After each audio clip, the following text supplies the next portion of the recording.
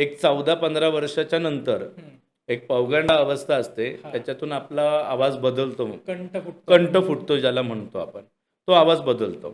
त्या दरम्यान जर तुम्ही निरीक्षण शक्ती वाढवलीत किंवा काही स्वतःच्या आवाजावरती जर मेहनत घ्यायला सुरुवात केली, चिमणी, कावळा, म्हणजे मोर कसं, म्याव कसं, तर ह्याच्यातून आपण सुरू होतो, म्हणजे त्याला तिथून आपली सुरुवात होते.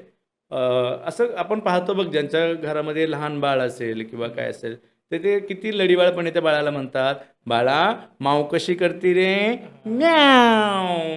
हंबा कशी करती रे, हम्मा. काऊ कसं ओरडतो, काव काव. हे आपण त्या लहान मुलांना शिकवतो की नाही, म्हणजे आपण त्याला शिकवत असतो, तिथून आपली सुरुवात होते. मिमिक्रीची कला तिथून सुरू होते, अभिनयाची कला तिथून सुरुवात होते.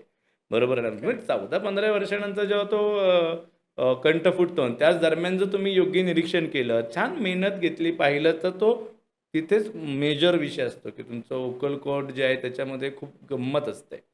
ते तुम्ही डेव्हलप केलं पाहिजे, ते कला येते, आपोआप येते.